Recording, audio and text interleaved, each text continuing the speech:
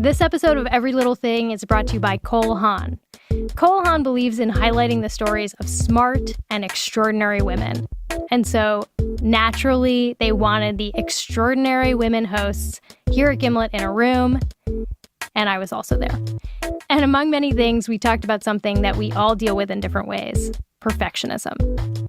I just remember being so upset about this homework task. And my oldest sister was like, Wendy, it can't be perfect all the time. And I was like, nah. Like, I remember thinking, I was like, what do you mean? What are you talking about? That's Wendy Zuckerman, host of Science Versus. Stick around after the credits of today's show to hear more of our conversation together. Or you can listen at extraordinariesonthemic.com. That's extraordinariesonthemic.com. Produced in partnership with Cole Haan.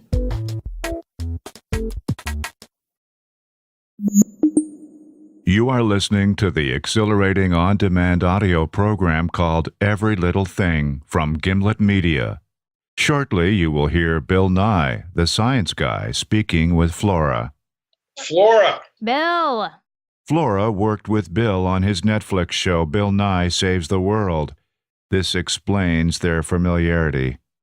Are we doing video? Good morning. Are we doing, is it morning there? Yeah, are we doing video or? Just audio. We'll save our bandwidth. Good. Oh, God, I love saving bandwidth. And hang on, I'm sorry. No, it's cool. No, I got it. This is I don't know, are you able to edit this? Yes. So that was my office, and Christine, my assistant, knows that I'm on the phone with you, or the Skype with you. Maybe she was giving you an out. Like, if you needed to get off, she was... But I don't want to get off off this call because when you're in love, you want to tell the world.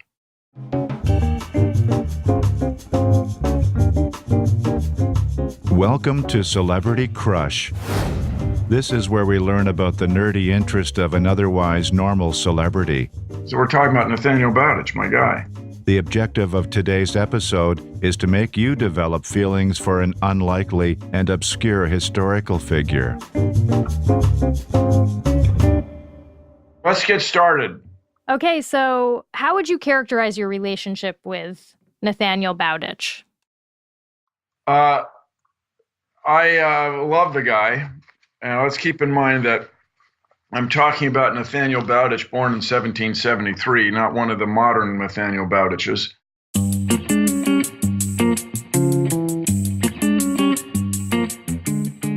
Who is this Nathaniel Bowditch? To help us get to know him better is special guest Tamara Thornton. I wrote a biography of the gentleman. The gentleman is a 244-year-old number lover. He hails from Salem, Massachusetts. And he's not the classic crush. Big head, prematurely gray, balding. Not a hot physical specimen. What can I say? But as a mental specimen, he is an 11. So this is a person who is absolutely enthralled with number, computation, and system. One of his sexiest qualities is that he taught himself math, like hard math, mainly by reading books. And he was 19th century famous for being able to do complicated math problems in his head. It was like his dinner party trick. People would place bets on him. Can he do this? And of course, he would do it in record time. In the 19th century, he was a big doggone deal, Nathaniel Bowditch was. So to call somebody a Bowditch, it was like calling them an Einstein. You know, you don't have to be Nathaniel Bowditch to figure out that, blah, blah, blah. That was not an expression. It was an expression. I'll give you the footnotes.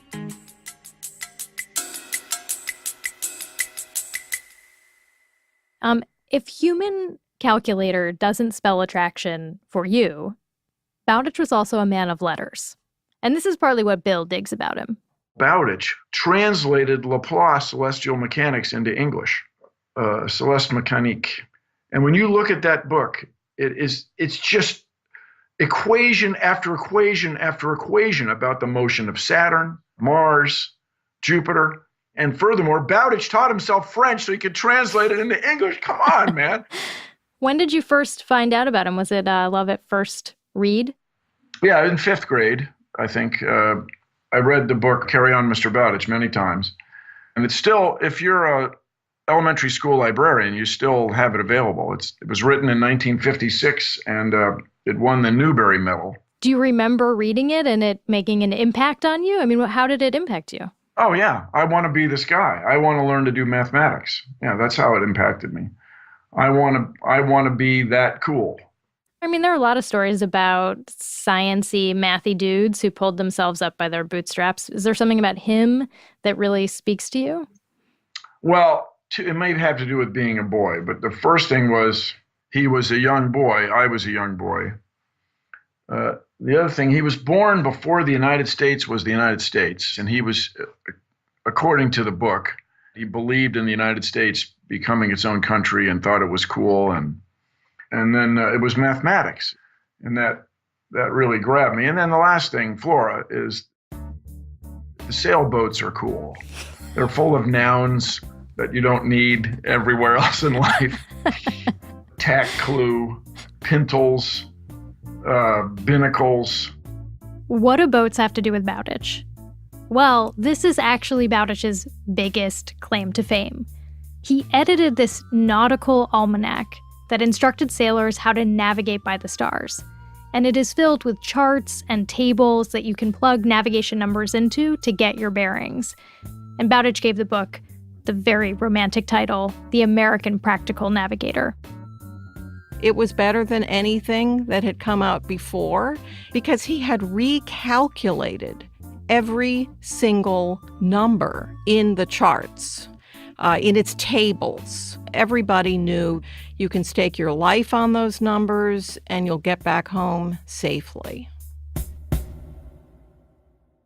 you go to a sailing store and say, I want a Bowditch, they'll sell you one. The book is still being published today by the Department of Defense. It's in its 53rd edition, and it has info on new and old ways of navigating, and also like the rules of the road for captains. And if you talk to sailors, which we did. I'm Megan Rycraft. I'm a chief mate. Rick Stolman. Elliot Kellman. Michael Caroline. They all seem to know the book. When I was in the Coast Guard, it will be found on every ship's bridge. On any commercial vessel, you're going to have a copy of Bowditch in your wheelhouse. When I was navigator on a Navy ship, there were copies of them, dog-eared, yellow stickies, whatever. I mean, this is the book. There is something that feels slightly holy about Bowditch. I mean, it's like the Bible. It's the Bible. Bowditch is the Bible. His book was so influential, so accurate, so useful that you just called it a Bowditch. You open up a drawer on a ship, and there it is, like the Gideon Bible in every Motel 6. It's there, just waiting to convert you to Bowditchism. And the amazing thing is that this book does seem to have a powerful pull, even on landlubbers. There are large communities of Bowditch fanatics. This is Carl Herzog, the public historian at the USS Constitution Museum in Boston. There are navigation nerds who have their own sort of society and culture associated with studying all of the esoteric methods of navigation that are no longer really used in a practical sense. I didn't even know there were nav nerds. Welcome to the club. That's how out of the loop I am. You are not alone. I want to understand these nav nerds. Like, why are people obsessed with knowing these old ways of navigating? Well, I think for a variety of reasons. Number one is that celestial navigation, even in the era of GPS, is incredibly insightful and educational. There's an old joke that Columbus was supposedly quoted as saying that, the art of navigation will teach you the secrets of the world. And why? Because what you're learning when you are learning navigation is the structure of the world. So this is how it works. Imagine using a sextant, which is like a protractor with an eyepiece, and you use it to measure the height of a star off of the horizon. It's called shooting a star, which is adorable. And you can use that information plus time plus math to figure out where you are. The whole idea behind celestial navigation is this idea of using the stars to pinpoint your location on the planet, even if that location is still in your backyard. You know, there's a lot about humans that you might not be crazy about. But being able to understand the cosmos and our place within it is a worthy undertaking. And that's what Bowditch was all about, I guess. For me, yeah.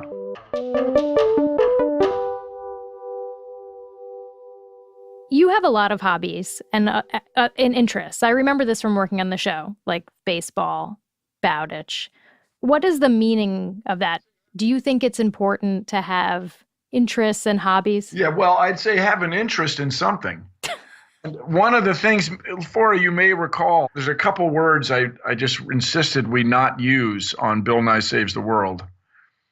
One of them was the word incredible.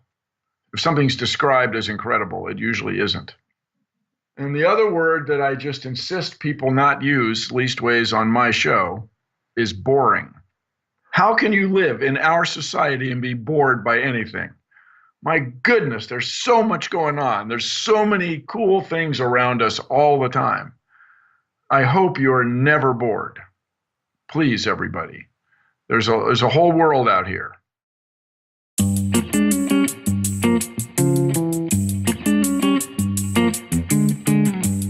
You now have a crush on historical figure Nathaniel Bowditch. This concludes Celebrity Crush. Nope, nope, nope, nope, nope. So basically, are you telling me that I don't have the story right? No.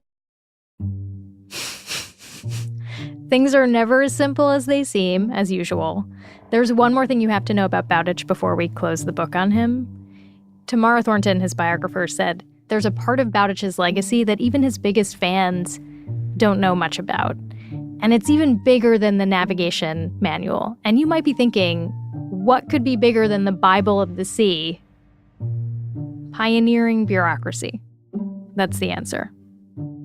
A lot of aggravations, everything from the phone tree to companies that won't give you a break, numbers, numbering systems, feeling like just a number.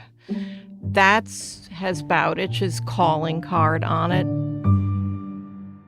Okay, so later in life, after the navigation book, Bowditch had a day job. He ran this big financial investment institution in Boston, and he had big dreams for it. The aspiration was to turn every institution that he had control over into a perfect little solar system. Chaos, inexactness drove him crazy. And so Bowditch's lesser-known legacy is that he pioneered bureaucracy in American business. One of the first things he does when he takes over this Boston corporation is he has a bunch of blank forms drawn up. Before the form, people would apply for loans with like a note or a conversation. Bowditch says, I'm not accepting these anymore. You want a loan? You have to fill out the form or else. He's also insistent that every loan is assigned a number and that all the applicants' information is bundled together, which weirdly was a big innovation at the time. Then he tells his agents, when you write me, I want you to refer to the person borrowing money by number. And because he's running this big business, Tamara says his systems were influential and they spread. The basic idea of having a numbering system for daily life, for practical affairs, that traces back to people like Bowditch. And again, it seems like, didn't people always do that? Well, no. It's like a total anti-hero kind of thing. Like the inventor of bureaucracy or the popularizer of the blank form. Right. It's really not as sexy as, what you get in Carry On Mr. Bowditch, right? I mean, what? The king of blank forms, of due dates? It doesn't sound so good. So maybe we should have, pioneer of modernity. How's that? Better? That's a better spin for sure. Yeah, I think so. If you want to know all the ways in which Bowditch is all around you, check out Tamara Thornton's new biography of Bowditch called Nathaniel Bowditch and the Power of Numbers.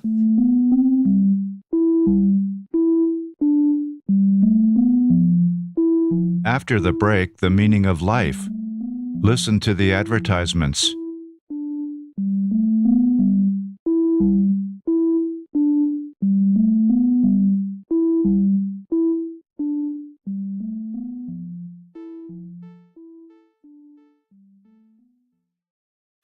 This episode of Every Little Thing is brought to you by Why We Eat What We Eat, a new podcast from Blue Apron and Gimlet Creative. Why We Eat What We Eat is a podcast for anybody who's waited in line for a half an hour to try a new kind of donut. That is me. Or looked up how to make their own pickles or asked for more time deciding what to order. On Why We Eat What We Eat, Kathy Irway investigates the unseen forces that shape our eating habits. So in the first episode, she tries to track down the mastermind who made kale cool. And in the process, she may or may not have stumbled into a kale conspiracy. You do any search for the rise of kale, kale popularity, who's responsible, and you will find a number of articles that are saying this woman, this agency is responsible for this. And as far as I can tell, she has benefited greatly from that PR for herself. To find out what or who really made kale so popular, listen and subscribe to Why We Eat What We Eat now on Apple Podcasts, or check it out at whyweeat.show.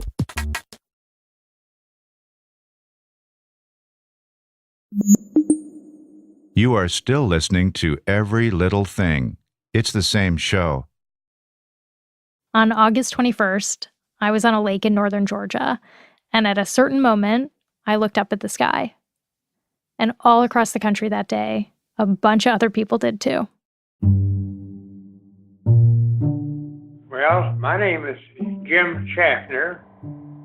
I'm here in Jefferson City, Missouri. Watched the eclipse here at the Lutheran. Icinger Bluff. Icinger Bluff. I went blank for a minute. Icinger Bluff home. Now I'm with Sarah, a very fine person who helps me in a lot of things here. Mm-hmm. Now, you ask me what you want to know. My name is Ahmad Aziz. Jackie Gross. My name is Marcel Herrera. Reverend Edwin Thomas. I'm Jude Allen. And I'm Eva Winter Allen. I saw the eclipse in Hopkinsville, Kentucky. Hendersonville, Tennessee. Torrington, Wyoming. Carbondale, Illinois. Columbia, Missouri. Grand Island, South Carolina. Columbia, South Carolina. Omaha, Nebraska. I guess this is what I'm supposed to tell you about the eclipse and how it affected me. Is that right? Yeah. Yes. This thing took place on August the 21st, 2017. How much longer till totality, Dad? 11 minutes. They were very kind and set up a large number of chairs out in one of the large parking lots. We actually parked in the Walmart parking lot. So I went with my girlfriend? So I got my mom to go down with me. Unfortunately, this was a solo trip. I couldn't even talk my 15-year-old son into going down with me. This age is when you as a parent start going, but we used to do things together. It was still exciting to be with your community. I thought about how is there anybody who doesn't know this is happening? 2 minutes. That was really sad. 2 minutes. It was just so crazy. The crickets started chirping. Bugs start to think it's dusk. Look at the ground. Look at the ground. What? It was just eerie. The shadows don't quite look right. And, it's like being in Wonderland almost. Just nothing makes sense. I felt like it was still day, but it was kind of getting darker. Oh, look at your shadow. Look at how sharp the shadows are. You see the shadows? Look at the ground. Look at those. And it appeared like evening. It was so dark. Oh, yeah. Oh, my God. Yet it went through my mind actually how fast the moon does travel and the earth does travel. Dad, what's the countdown? With 20 seconds. Oh my God. Oh, it's almost gone. Just a little bit. Wow. That's so cool. Holy crap. 10 seconds, make a wish. Everyone had a moment of silence because we said we may never see this again in our lifetime. Well, to be truthful, I felt as though time just stood still for a few minutes. and everything was moving in slow motion. And then, it's like a light switch. It just turned out. Please come back. Take them off. Oh my God! Look at it without your glasses. Take them off. It's so beautiful. You have to see it yourself to actually understand why people were so hyped about it. Everything in that moment was just beautiful and perfect. Similar to hearing my dad laugh, for the last time.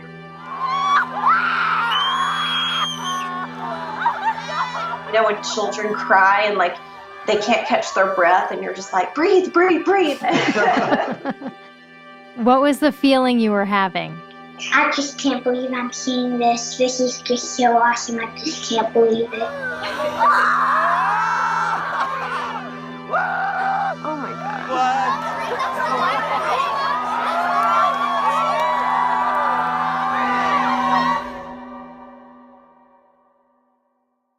My mind kept thinking that Jesus would appear at any moment.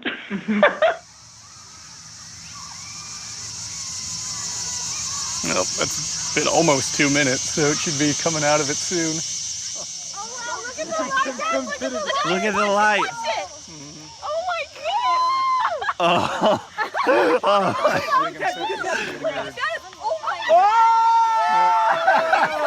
Why did the valley's on the moon? Oh my God! It's a hill run down. What?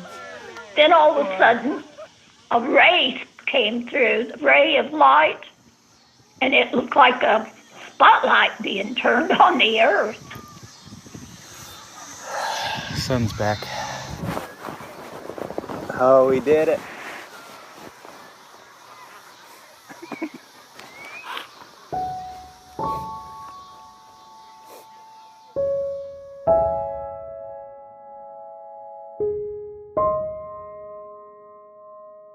"2024, the next eclipse is coming to America. So I have a heavy question. Okay. What do you want your life to look like in 2024? What do you want your life to look like in 2024? What do you hope your life is like in 7 years?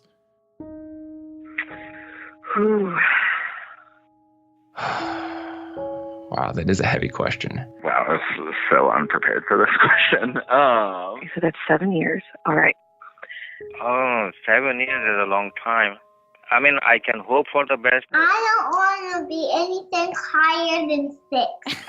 Well, in 7 years, I'm hoping to be married, so hopefully my wife would want to come along. I hope we at least have another large furry dog. I want a dog. I'd like to have kids by that point in time, which is another challenge in and of itself, just because it's difficult for gay couples in Texas to adopt children. In 7 years, hopefully I'm more of the parent that I thought I would be. What do you hope for your relationship with your son? That we will have regained some of the closeness and friendship that we always had.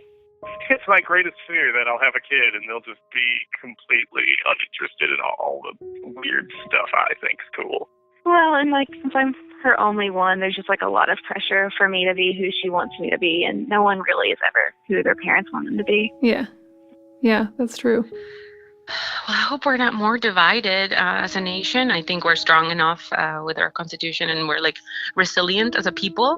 Well, I hope that we can see some change in the judicial system, with the cops. I live in a great community, great people, but we are in the South, and I just hope that it doesn't turn people to be more hateful in 7 years. I just hope that people will progressively be more loving and more kind to each other. I'm originally from Venezuela. I hope things in my country get better by then, too. The world looks pretty good right now. Matter of fact, it's looking better every day. I hope that 7 years from now, I look back and, just remember how much was up in the air at the time. The one thing that I fear in my life is at the end of it, that I didn't serve my purpose and I wasn't the person I was meant to be. People need to know if they're looking for purpose that that it doesn't mean life is just going to get easy. It doesn't mean that they won't suffer. It doesn't mean that pain won't come. It doesn't mean that disappointment or rejection or hurt won't be in life. Well, in 7 years, I don't think I'll be here. At least because I'm almost 92 now. I hope I'm not here for it. So I have to leave that to the next generation. You know, this eclipse taught me here is, man, enjoy the ride. you may not get another chance, you know, to do it. So, you know, so pack up and enjoy it while you can.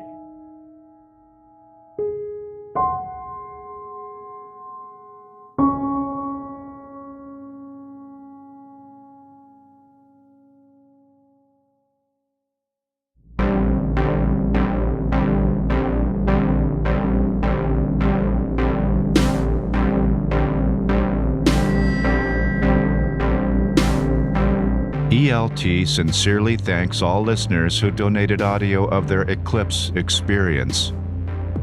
Every Little Thing is made by Flora Lichtman, Catherine Wells, Christine Driscoll, Govan Putubuele, Eric Mennel, Devin Taylor, with help from Nicole Pasulka, and Doug Barron. Dara Hirsch scored and mixed this episode. Special thanks to Frank Reed. Every Little Thing loves you. The show is over.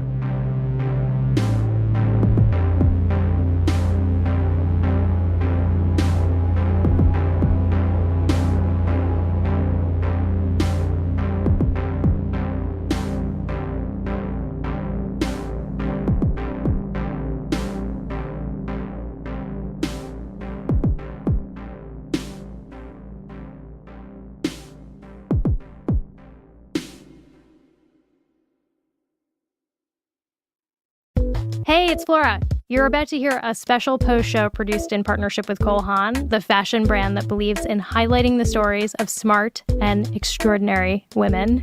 Somehow they let me in on this. I sat down in the studio with my fellow hosts here at Gimlet. There's Lisa Chow, host of Startup. Hey, how's it going? Brittany Luce, host of The Nod. Nice to see you guys. And Wendy Zuckerman, host of Science Versus. Hello. And we ended up talking about something that we all deal with in different ways. Perfectionism. I'm the youngest of 4, and my oldest sister, I would have been like crying about some homework task that like maybe I was like coloring in the lines and I like colored out of it. I just remember being so upset about this homework task, and my oldest sister was like, Wendy, not everything has to be perfect, and like it can't be perfect all the time. And I was like, nah. Like I remember thinking, I was like, what do you mean? What are you talking about? Man, I still don't have that message. Like I still haven't internalized that message. I feel like I have to like have a reality check when I'm doing a piece about where I want it to be. I'm like very self-critical and very critical of our work in this way that seems in some ways good because it's like I want us to be the best that it can possibly be. And then in other ways feels like not useful. Like you can just go down a spiral. Like this is never ending. But at the end of the day, I'd much rather be striving. I can't even remember a piece where I'm like, well, that was perfect. Yeah. I don't think, can you, and that never happens, right? So it seems like you have to just be okay with that and closing the margin between what you think is what you can do and what you're doing feels like the aim, or for me anyway. And that whole thing that there is no perfect. There is no perfect. Mm-mm. No, there is. Brittany, what about you? How do you deal with it? I try to focus on like, am I getting better? Did I do every single thing perfectly? Probably not. But I'm like, okay, like my tracking this week was way better than it was last week. That's a win. And that's all I have time for. And it's like, it's over anyway. It's like people listen to it. It's 30 minutes. I'd be really impressed if someone got something that I said tattooed on their chest. But until that happens, life goals. I'm going to try to keep my inner perfectionist, like just to try to get this person to pop out only when I need them. Yeah, I think that, I mean, definitely having kids has like put that in perspective in the sense of, you know, I really just don't actually have the mental, emotional, and physical bandwidth oftentimes. Has that affected your work? Yeah, well, you know, it's weird because I'd also say that the most ambitious projects I've ever worked on have been in this time when I have young kids, so it's like, So it has been hard, you know? I think that's been really, really hard. When you say the bandwidth, is it like a mixture of, oh, you know, these people around you and they're like, we've got to make this better. And you're like, yeah, we do. But like, my kid just did something really cute and I don't like... I wish it were my kid did something really cute. It's more just like, you know, I'll have a morning where I wake up and, you know, the kids wake up at 6. So no matter what, they're my alarm clock. So I wake up at 6.